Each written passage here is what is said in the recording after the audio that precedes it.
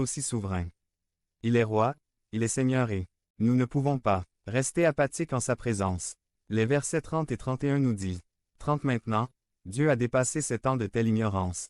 Mais maintenant il ordonne à chacun, partout, de se repentir. 31 Il a fixé un jour où il jugera le monde avec justice, par l'intermédiaire de l'homme qu'il a désigné. Il en a donné la preuve à tous en le ressuscitant des morts. Remarquez encore sa souveraineté maintenant il commande, il a nommé, il jugera, par l'homme qu'il a nommé, le ressuscitera d'entre les morts. Qu'il n'y ait aucun doute. Dieu est le Seigneur souverain. Il ordonne à tous, partout, de se repentir, car un jour de jugement viendra et il a établi. À la fois juge et rédempteur, Jésus-Christ, que Dieu a ressuscité des morts et lui a donné un nom qui est au-dessus de tout nom, afin qu'au nom de Jésus-Christ que tout genou fléchisse, parmi ceux qui sont au ciel, et sur la terre, et que toute langue confesse que Jésus-Christ est Seigneur à la gloire de Dieu le Père.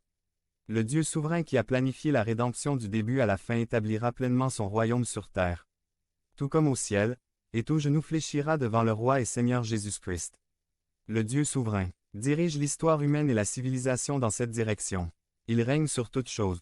Lorsque les auditeurs athéniens de Paul entendirent ces choses, et particulièrement à propos de la résurrection, ils se moquèrent et fermèrent leur cœur au message, au risque de leur propre destruction. Mais il y en avait d'autres qui croyaient à l'Évangile et soumettaient leur vie à la seigneurie de Jésus-Christ, le roi souverain. Quelle est votre réponse à la souveraineté de Dieu que l'Écriture nous enseigne? Répondez-vous avec incrédulité, apathie ou indifférence? Ou répondez-vous avec respect, foi, confiance, gratitude, amour et adoration? Si vous êtes dans une relation croissante avec Christ, votre vie est entre les mains d'un Dieu souverain qui n'a peur de rien, qui ne le surprend pas, qui ne contrecarre pas ses plans et ses desseins, qui ne quitte pas son contrôle. Autrement dit, vous êtes entre les meilleures mains possibles. Votre passé n'a pas gâché les plans de Dieu pour votre vie. Même vos mauvaises décisions, dont vous êtes responsable, bien sûr, n'ont pas pris Dieu par surprise. Ni ne l'ont mis en échec.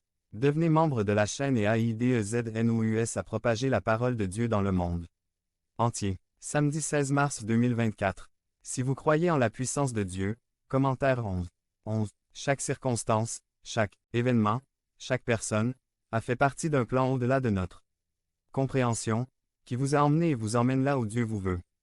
Ainsi, l'histoire et l'histoire de nos vies ont un sens et un but parce qu'elles sont contrôlées et dirigées par un Dieu souverain, qui n'agit pas de manière arbitraire ou selon son humeur du moment. Il est saint et souverain et tout est prévu dans son plan éternel qui se déroule infailliblement.